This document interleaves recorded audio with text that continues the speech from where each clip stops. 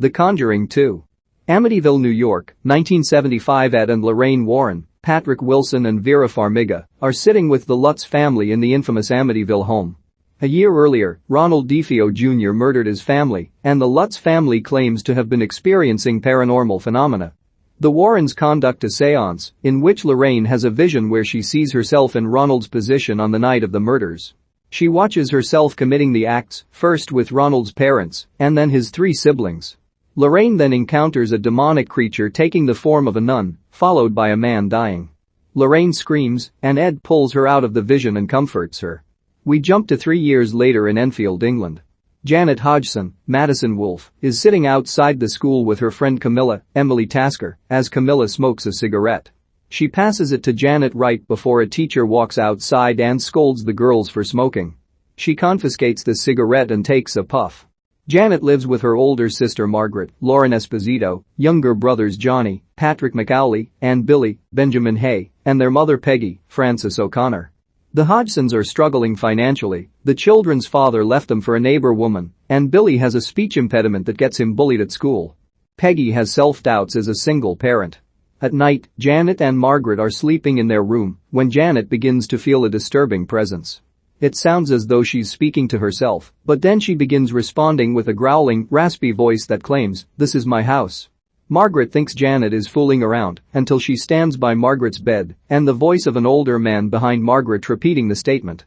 Margaret turns the light on and finds nobody behind her. She decides to sleep with the light on. Back in the States, the Warrens are on a talk show to discuss the Amityville case. The other guest on the show dismisses the case as a hoax before criticizing Lorraine's supposed clairvoyance. This enrages Ed, leading to him arguing with the other man. Lorraine calms him down backstage. Janet and Billy play with a turntable based on the tune of "There Was a Crooked Man." As the children go to bed, Janet ties her arm to the bed. She ends up on the floor of the living room with no idea as to how she got down there. Billy walks around the house when he sees a toy fire truck on the floor. He rolls it into a tent in the hallway, but moments later, the truck rolls into Billy's room. He goes back outside and rolls it into the tent, at which point a booming groan is heard. Billy runs to his mother's room while Margaret hears a pounding at her door. She opens it and sees no one outside until Janet returns, denying that she was pounding on the door. The next day, Janet is watching TV, and the channels start changing on their own. The remote has also vanished. Janet goes looking for it and finds it on the chair behind her. A ghostly figure emerges from the corner and growls, "My house." Janet runs back to the couch screaming. That evening, Janet ends up on the floor of her room, as though she was thrown. She tells Margaret that there is someone in the house. Before Margaret can dismiss that, their beds start shaking. They scream and run to Peggy's room. She goes to the girls' room and thinks they're playing around until the girls' dresser is shoved hard against their door. The Hodgsons head over across the street to the home of their neighbors, the Nottinghams. Peggy calls the police to inspect her house. The police find nothing, but they then see a chair sliding across the room on its own, leaving them spooked. At the Warren house, Ed is painting a picture of something he claims to have seen in a dream. It's the same demonic nun that Lorraine saw in her vision. Later, while she sits in the living room with their daughter Judy, Sterling Jerins, a noise is heard in the hallway. Judy goes outside to look. Lorraine finds her staring in horror at the demon nun. Lorraine follows it into the office. She thinks she sees the nun in the darkness, but it's just a painting. However, the demon is still in the room, and it walks up to the painting and makes it come to life. It growls as it runs toward Lorraine, causing her to see the same vision as before, only this time, we see the man who dies, it's Ed, simply saying, "I'm sorry," Lorraine before a large wooden spike impales him. Lorraine starts screaming and scribbling into her Bible before Judy snaps her out of it. People in Enfield become aware of the Hodgsons' haunting. Several paranormal researchers get involved, including Maurice Grosse, Simon McBurney, and Anita Gregory, Franca Potente, the latter claiming there is a lack of evidence to suggest the phenomena is truly paranormal. Maurice and a news crew gather in the Hodgson home to interview Janet and Margaret. During the interview, Janet looks uncomfortable, and she begins to speak with the voice of a raspy old man. The entity says its name is Bill Wilkins, who is 72 years old, and demands that everyone leave his home. At the Nottingham home, the children sleep in the living room. While everyone else is asleep, Billy walks through the house and encounters a creature that takes the form of the Crooked Man, reciting the nursery rhyme monstrously and chazzing Billy. When he runs to tell his mom and the others, Janet emerges with the creepy voice saying the rhyme. She then lets out a horrifying sound that shatters the glass in the room. She passes out and starts foaming at the mouth. A priest goes to the Warren home and plays an audio recording of the interview for Ed and Lorraine to listen to. The priest asks them to help in this case. Lorraine is hesitant as she explains to Ed the vision she saw of his death. He thinks it's a sign that maybe she is meant to prevent it. They decide to head over to England. The Warrens arrive in Enfield and meet the Hodgsons. Peggy shows Ed the bedroom that is now trashed and the walls are covered in crosses. They proceed to lock the room with a chain. Lorraine meets Janet outside her house, sitting on the swing set.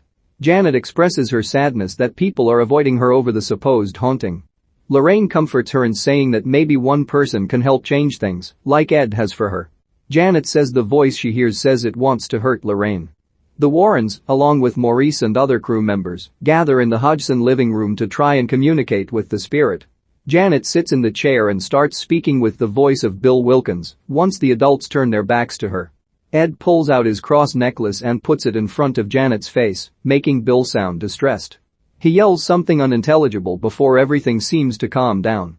The Warrens talk to the other investigators with the evidence they have. Anita is the most skeptic, thinking Janet is playing some kind of game. Ed also appears to have doubts himself. The Warrens stay with the Hodgsons for the night. Janet finds herself in the bedroom with the crosses.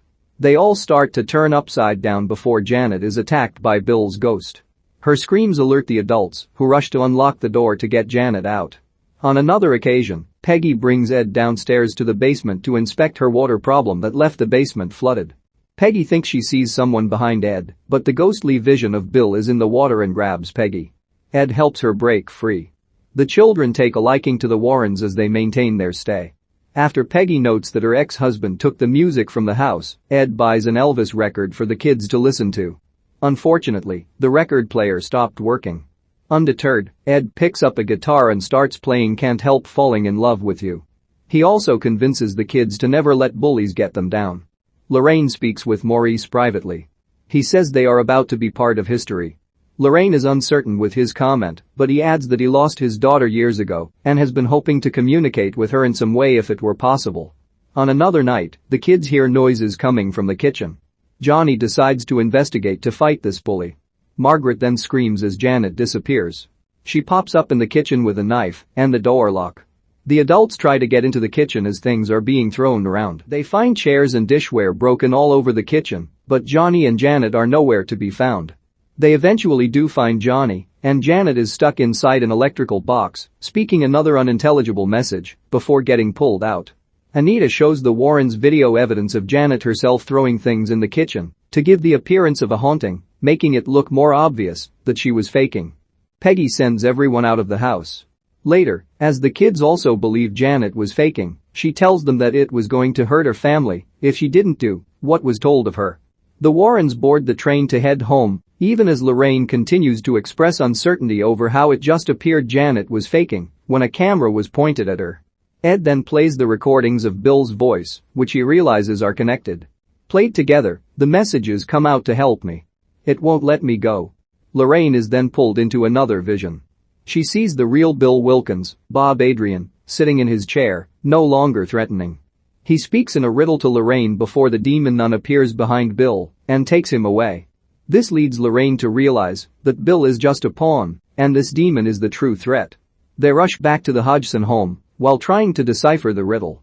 Ed figures that Bill meant to say they need to find the demon's name in order to have power over it. The Warrens return to find the family locked outside the house in the pouring rain. Ed tries to break in through the back. Lightning strikes the tree in front of the house, leaving a sharpened stem that Lorraine recognizes as the thing that kills Ed in her vision.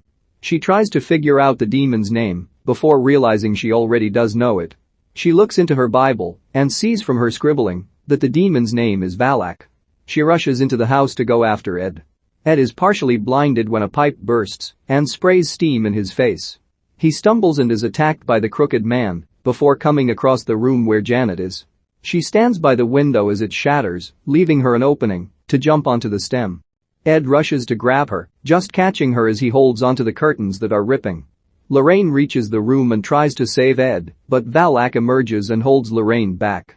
Lorraine utters the demon's name and condemns it back to hell. Lorraine runs to save Ed and Janet in the nick of time. Janet is just fine. In the morning, everything has calmed down. Peggy and Janet thank the Warrens for helping them. A brief text is followed that states that the Enfield haunting became one of the most notorious cases in history. Peggy Hodgson continued living in the house for 40 years until she died in the same chair as Bill Wilkins. The Warrens return home. Ed takes the Crooked Man turntable and puts it in his museum, right across from Annabelle, no less. He then hears music playing from upstairs. Lorraine put on Can't Help Falling in Love with You.